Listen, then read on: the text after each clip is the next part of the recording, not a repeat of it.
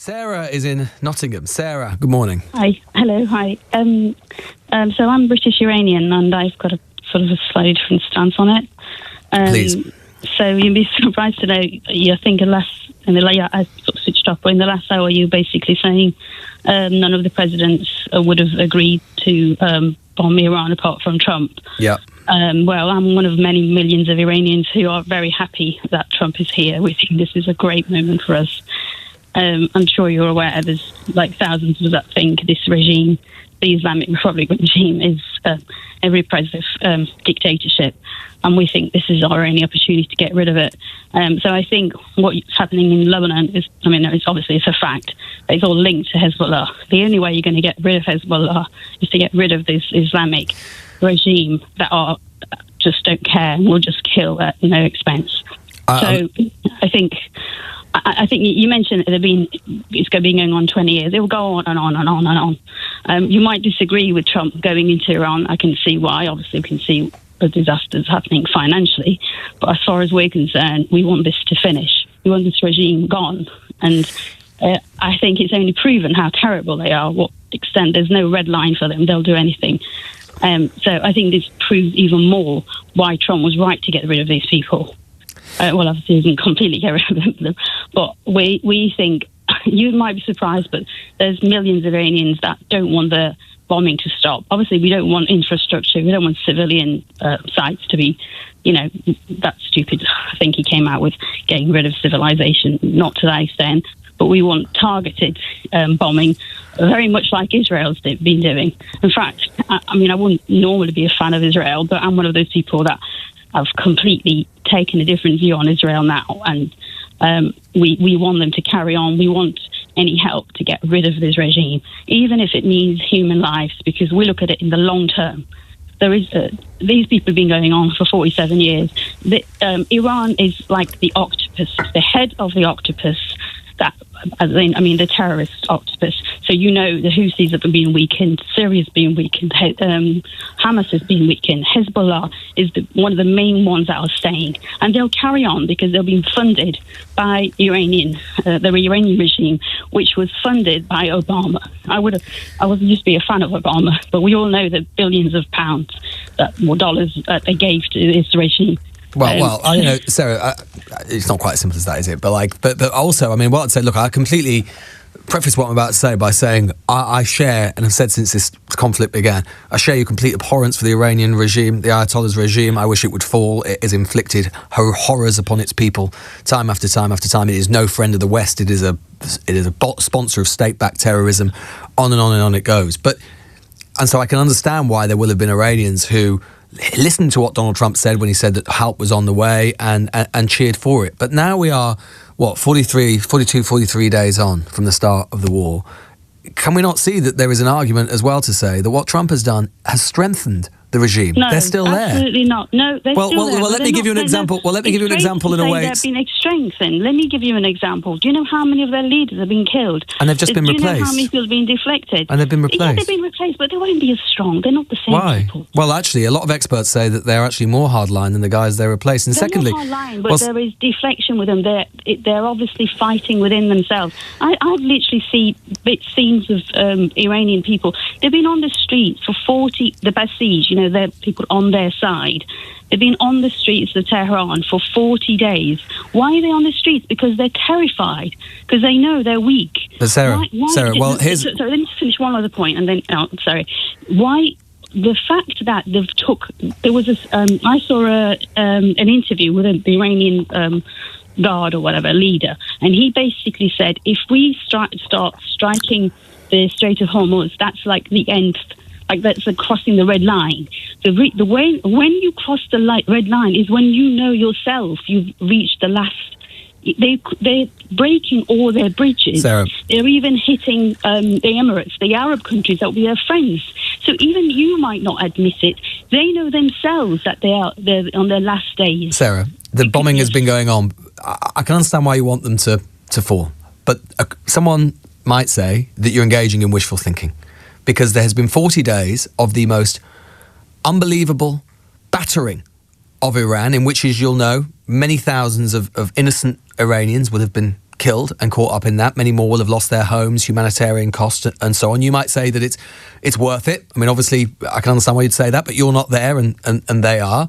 And secondly, what is the Iranian or the Iranians going to do now as a result of this war? Because Trump has called it off. You know, Trump would like to end this war dearly. And let's be honest, is he that bothered about your Iranian family and Iranians, those in Iran? No, he's not especially bothered about that. And if he were bothered, then he would have, and if his aim was, as he said at the start, regime change, then he would have continued until it happened. But then the economic costs have got too great. And one way in which they are clearly strengthened is that they are now charging to go through the Strait of Hormuz. And that's something they never did before. And that is something that they are saying they want to do even after the war is over. So as a result, if the Americans accept that, and Trump has actually said he's happy with that as long as he gets some of the revenue, then every time you fill up at the pump or we fill up at the pump, we're going to be sending money to the IRGC. That's something that they never had before. I mean, that's ridiculous. Yeah, no, it's not ridiculous. It's true. Yeah, it's true. That's what Trump said. I know. I'm not. I mean, I'm saying it's ridiculous for it to carry on long term. All these things you're saying proves my point that they can't stay the longer. You're right. You can't get rid of a regime through bombing on air. The only way is to actually empower the Iranian people to overthrow this government. But they haven't. That's the only way. Yes, but they haven't, because like I said to you, there's people they've brought in their missionaries from Iraq. They bring their missionaries to slaughter the protesters from Iraq. So what would we have to do to allow that to happen? What practically can we do to allow the Iranians to rise up in the way that you say that they will? I'm hoping that behind the scenes they're actually helping, like in terms of arming some protesters. And then the other thing, what we saw Israel was already doing, but they've seemed to have reduced, is they were hitting, because in Iran it's full of like checkpoints where there's like besieged military, to stop protesters, and they were hitting them. So what we were hoping, because Israel come down very low on their with their fire, literally targeting armed the besieged. So what we want is once the protesters actually go on, to actually have. I'm hoping there's something happening behind the scenes, not on massive stage, but actually boots on the ground to some extent. Okay, Sarah in Nottingham, grateful to you. Sorry, just realised I was so interested in what you had to say that I lost track of the time. What is Israel up to? What is Israel up to? What is its strategy? What is its end game? Because we have reached the end of a week where briefly, fleetingly, we seem to get vanishingly close to at least a cessation of the fighting and some modicum of stability in Iran on the Straits of Hormuz, unlocking some economic relief for a world which is hurtling towards recession in a way that I think most people, including even politicians in this country, haven't fully woken up to yet, but also, most crucially of all, some relief for innocent civilians in the region. And yet here we are on Friday with even a temporary ceasefire apparently as illusory as and out of reach as ever, largely because, and we can discuss whether this is justified or not, Israel appears to be blocking it. In the last 24 hours, the Lebanon ceasefire, which according to the Iranians has proved itself to be the impediment to the ceasefire coming into effect, the Lebanon part of this conflict has looked less like a deal and more like a illusion. In fact, what we're seeing in Lebanon isn't just an escalation, it is something close to societal collapse in the south of the country. Israeli strikes have killed, depending on the count, well over 250 in a single wave, possibly more than 300, with more than 1,000 injured. It's the heaviest bombardment we've seen in the war so far. Hospitals overwhelmed, supplies running out, more than 1 million people, 8 million people, a city the size of Birmingham, and what I think roughly a sixth or so, maybe a little bit less, of the country's overall population displaced. What is the strategy? Because degrading Hezbollah is one thing, but what we're seeing now, strikes deep into Beirut, nowhere near the border, mass civilian casualties, a country already on its knees being pushed towards total collapse. That does not look like a route to peace or security, even for Israel. And you could argue, of course, that it looks like the opposite, because Hezbollah, just like Hamas, they thrive on this over the long term. They feed their politics, their toxic, evil politics feeds on destruction and the narrative of resistance. And every bomb that hits a civilian doesn't just destroy a building, it recruits the next generation. We all know that. And on some level, the Israelis and Netanyahu must know that as well. And yet they continue. And this is why I'm sort of looking to you in a way to try and give me some sense of what are they actually doing and why.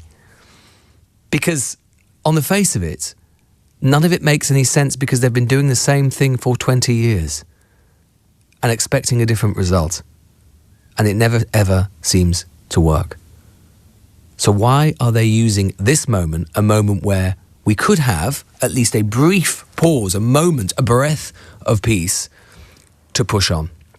And of course there is, and you know, one doesn't do to be too conspiratorial about these things, but it's not conspiratorial because it is coming out of the mouths of the Israeli government themselves. We saw what Bezalel Smotrich, the far-right Israeli finance minister, has said in the past few days, where he has wondered aloud and said aloud that actually perhaps the Israeli annexation of southern Lebanon would be a good thing. And of course, this comes at a time as well when there has been continued illegal settlement from the Israelis and from Israeli settlers into the West Bank.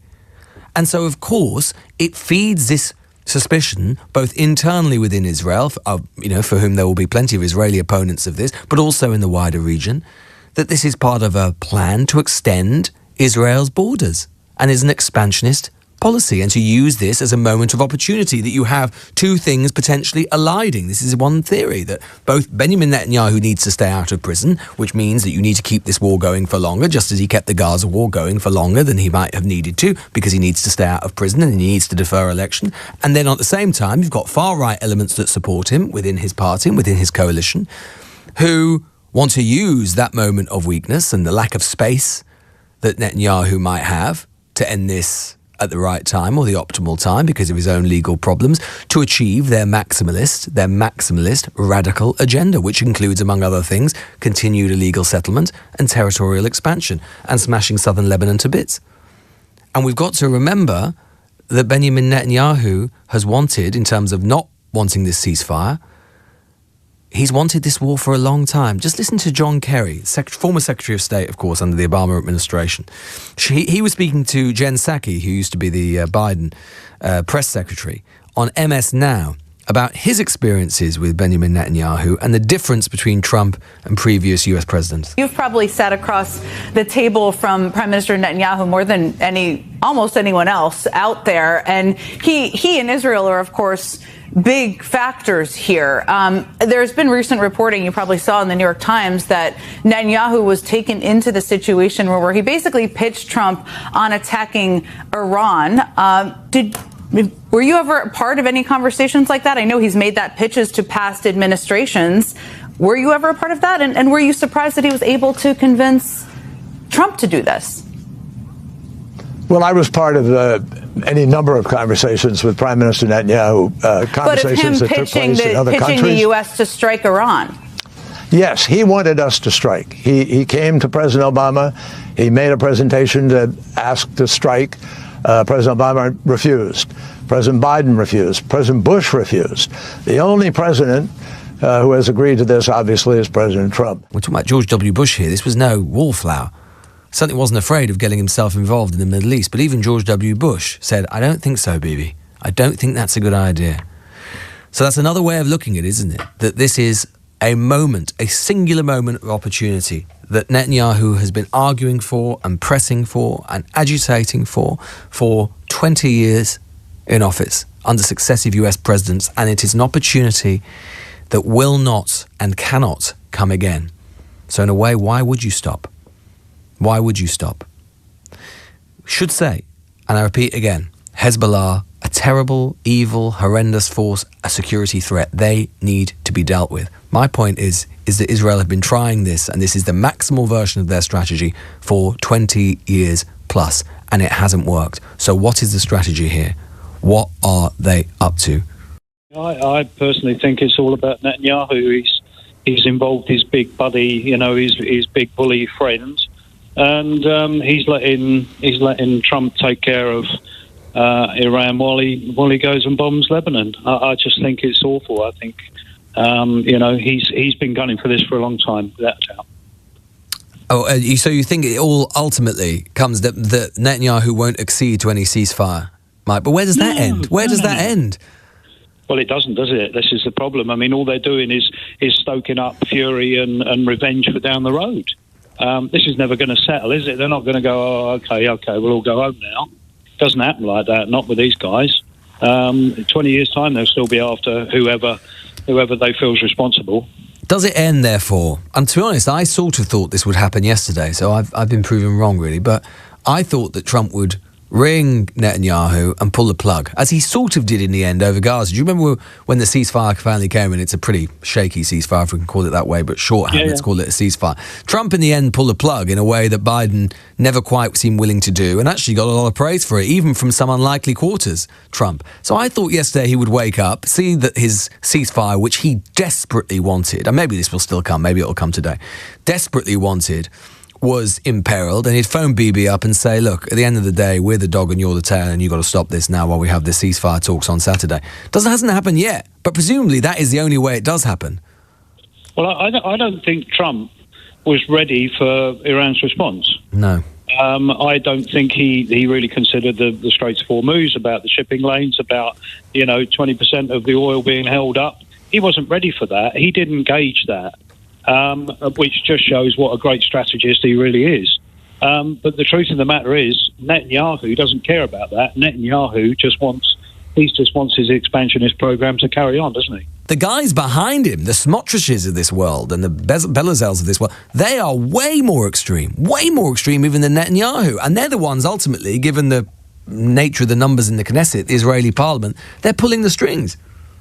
Well, if we could find out what Mossad have got on Trump, I think we'd find some clear answers, but I don't think we're ever close to that. I don't know if it's about that. I think it's more that, well, I don't know about that. I think the fact is that, the Israelis have got, we talk about the special relationship in this country. I mean, it's certainly not very special at the moment. But the truth is, the relationship that is truly special in terms of US foreign policy is Israel. And it has been under successive Israeli prime ministers and successive US presidents. So I don't think we need to conclude that Trump's got something on, or the Mossad have got something on Trump. I think it's just, the Israelis have got a very strong relationship and always have for historical reasons with the United States.